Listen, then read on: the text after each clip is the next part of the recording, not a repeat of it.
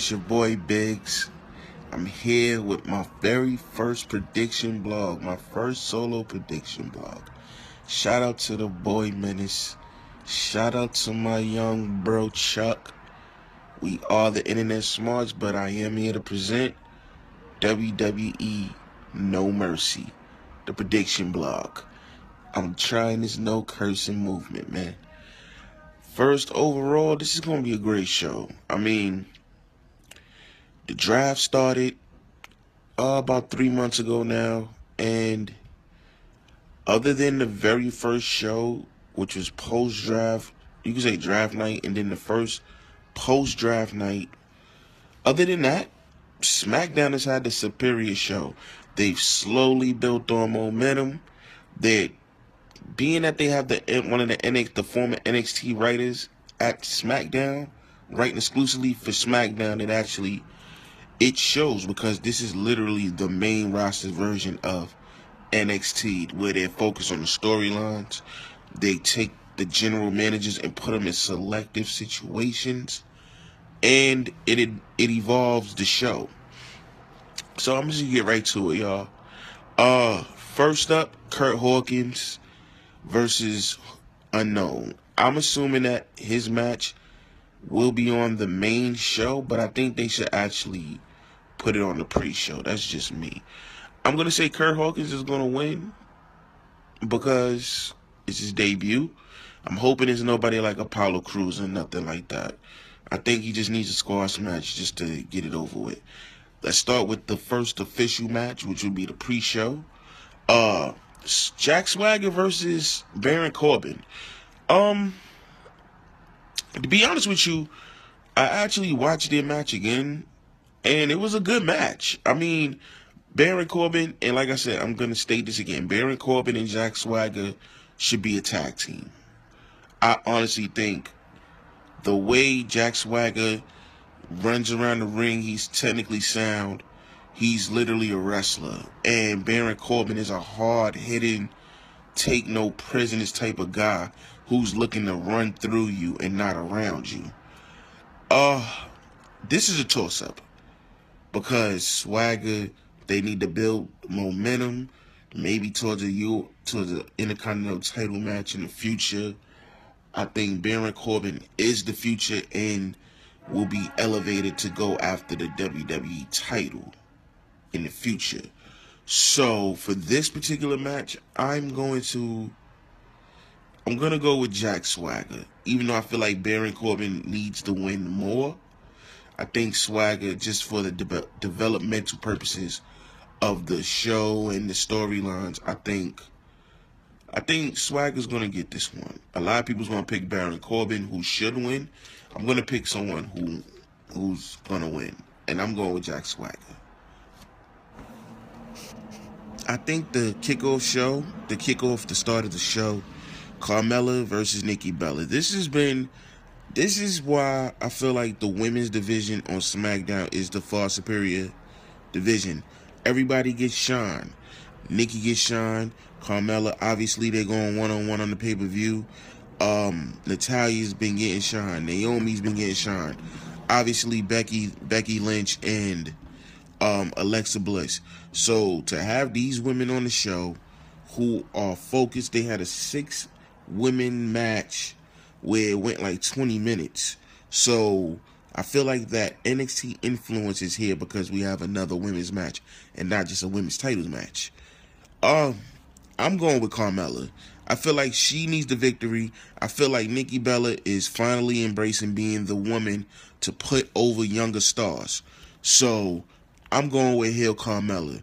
I wouldn't be surprised if Nikki wins, and I honestly feel like this is the best direction her character has had in years. Even when she's had the Divas title, I feel like this has refreshed her character. It's refreshed. It's giving her new energy. She actually looks better in the ring when she's not the main focus. So I'm going with Carmella. But if Nikki wins, I actually wouldn't be mad at that either. So I'll take Carmella. Let's move on to the tag team championships of SmackDown. Heath Slater, shout out to Heath, and Rhino versus the new Usos, the heel Usos. The Usos, again, another example of changing character. Nikki Bella didn't change her character, but her perception, where there's a lot less booing and more cheering. The Usos, on the other hand, they've taken the pain off. They actually went back to what they was when they first came to WWE. You need to go on YouTube and look up the Usos before they turned face. When they was with Tamina and they had a manager, so to speak, and all that. This is a toss-up because Heath Slater and Rhino could actually keep the belts a little longer. There's no rush to just make them a transitional champion. So the last couple of weeks, I kept saying that Usos should win. The Usos could win, but I'm actually going to go with Rhino and Heath Slater here. I think they could win by disqualification or something like that, just to have them hold the belts a little longer, because the next pay-per-view for SmackDown is going to be Survivor Series, which is well over 30 days away. So I could see them getting the pay-per-view win, and then a couple weeks later, I say that towards the end of the month, towards Halloween, the Usos can take the belts from them on TV. So I'm going to give the pay-per-view win to the champions. I'm going to give them the benefit of the doubt and not have to be a transition champion. If the Usos do win, though, I'm not going to be surprised. And in actuality, I might just be like, all right, that's cool. Because then you're going to have to give the Rhino and Slater a rematch. But we'll see. I'm going to give it to the champs. I'm going to say they're going to win. But if the Usos do win, which a lot of people are thinking, then that means that they're basically going to move on to have the rematch with Rhino and Slater, and then move on to the real rivalry of SmackDown, which would be the Usos versus American Alpha. But we're going to see, ladies and gentlemen. We move on. We have the women's title match, which I think is going to be one of the highlights of the night, obviously. I think this is going to be the second best match of the night. Becky Lynch. Wow. A lot of people said that she was the forgotten horsewoman, but I actually think that she is slowly surpassing Charlotte, Bayley, and Sasha. Hear me out, man. Please, just hear me out. She has the women's division on her back. She's not sharing it with another top-tier star. She is in a position to put SmackDown women's division on her back. If they bring over another woman or two, this is going to be the most complete women's roster we had. This would be the better roster than the Raw roster, even with the three stars of Sasha, Bayley, and Charlotte. Alexa Bliss. Months ago, I said I didn't think that she should have been drafted. I think she should have honed her craft a little bit more in NXT, and I was dead wrong. Alexa Bliss, she's fire. Let's just call it what it is. She's fire. Her skill set, she is, without a shadow of a doubt, no debate, the number one female heel on SmackDown. Not Carmella, definitely not Natalya, or anybody else they bring in. She's the one. So I feel like they're going to have another match after this. Of course, I'm going to say Becky Lynch is going to win. She should retain her title. But I feel like Alexa Bliss is going to show why she's the number one heel. She's going to show why she's in the spot she's in. She has a lot to prove. And I feel like she's got the chip on her shoulder, knowing that she's more than likely not going to win, but she's going to look great. They give them about 15 to 17 minutes. They're going to put on a classic female championship match. Alexa Bliss is not a slouch. Becky Lynch is the truth. So I have Becky Lynch, but Alexa Bliss, man, y'all better watch out for her, man. Let's move on to the rivalry that really had no storyline, but it did have a little storyline towards the last couple of weeks. Randy Orton versus Bray Wyatt. To me, this is the match that sets up the next championship feud. Everybody said Randy Orton's going to win. Bray Wyatt hasn't won in, it feels like, years.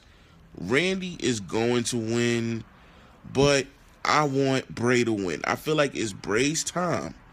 Bray, people they're gonna turn Bray Wyatt into Dolph Ziggler, man. I'm sorry. Bray has been in some epic clashes with the Wyatt family.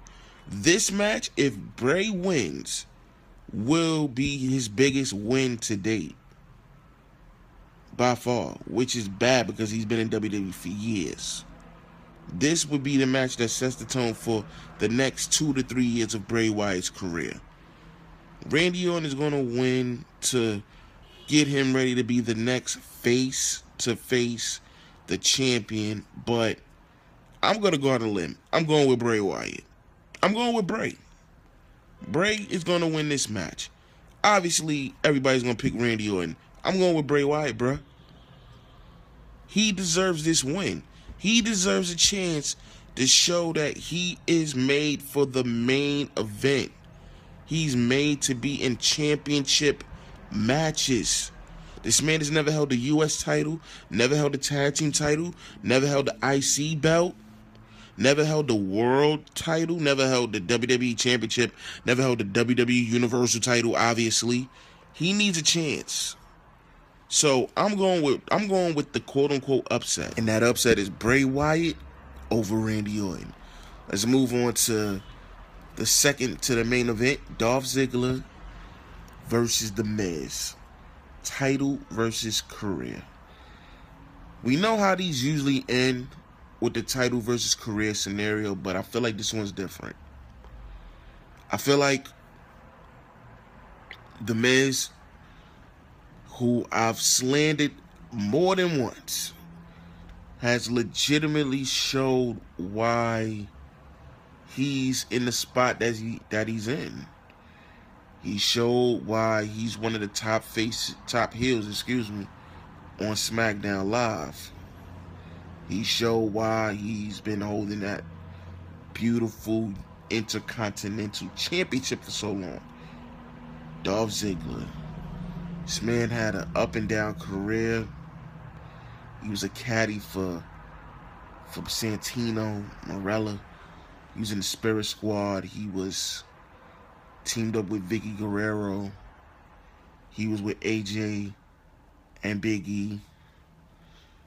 Man, he was in an epic Survivor Series match that had the debut of Sting, and Dolph won for the team.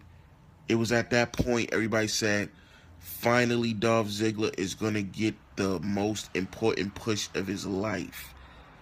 And it didn't happen.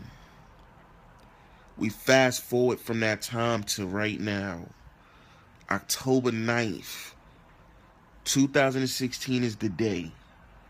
Will Dolph Ziggler overcome all the garbage, all the nonsense, all the trash, and show everybody, including me, why he is the show, why he is that guy, why he deserves to have this title? This match needs to go 25 plus minutes. This needs to go 30 minutes. Slow build up. Anticipation. At about the 15-minute mark, we get the flurries, and it looks like the match is going to be over. No, then we slow it down a little bit again. And then at the 20-minute mark, you pick up that pace again. And down the stretch we go, and I think Ziggler's going to win. I don't think it's his time to leave the WWE. He is WWE. Dolph Ziggler does not deserve to be on Ring of Honor or TNA Impact Wrestling or New Japan, anywhere on the indies. Miz has held that title, and I must admit, Miz has did his damn thing. But if Miz wins, I can't be mad, because Miz is just going to need a new opponent after this. But to secure Dolph's legacy, he needs this more. So I'm going to go with Dolph Ziggler, man. Dolph, I'm sorry, bro. I haven't believed in you like I used to, but I believe in you now again. You need to make us proud, bro. This is your time. For all the craziness, this is your time, bro. Now we on to the main event. AJ Styles, the WWE World Champion. The face that runs the place. The man. He is the guy. Taking on the face that's been in your face for well over 10 summers. John, 15-time World Champion Cena versus the Lunatic Fringe, Dean Ambrose. The main event. Wow. Now, it's easy to say that AJ's going to win. Let's just be honest. You hear the rumors that John Cena is finally going to leave for a couple months to go film his show. You hear that Dean Ambrose is going to take vacation. He needs a break. But I don't know. This just reminds me of a classic match. I want you to look this up on the WWE Network. Vengeance 2003. The Rock versus Kurt Angle versus The Undertaker. This is not on that level, y'all, but it's going to be a damn good show. This is going to be something that I think people are going to talk about for a long time. You have the three faces of SmackDown right here. The guys that's been carrying it on their back. And you have the guy leading the revolution, AJ Styles. That man who is, without a shadow of a doubt, one of the greatest wrestling performers in the planet, on planet Earth. Top 5 best wrestlers in the world. AJ's gonna win. There's no reason for him to lose the belt right now. No reason. I honestly believe he needs to carry this belt to at least Royal Rumble or WrestleMania. He needs to carry this belt into 2017. He is the man. There's no reason for him to lose. None.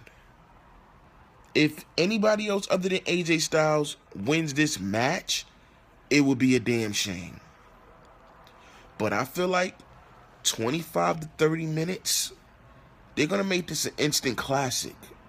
This is an instant classic match. Let's just be clear about this. I can't really give y'all too much analyzing, or whatever you want to call it, because if John Cena wasn't leaving, it would be a more compelling situation.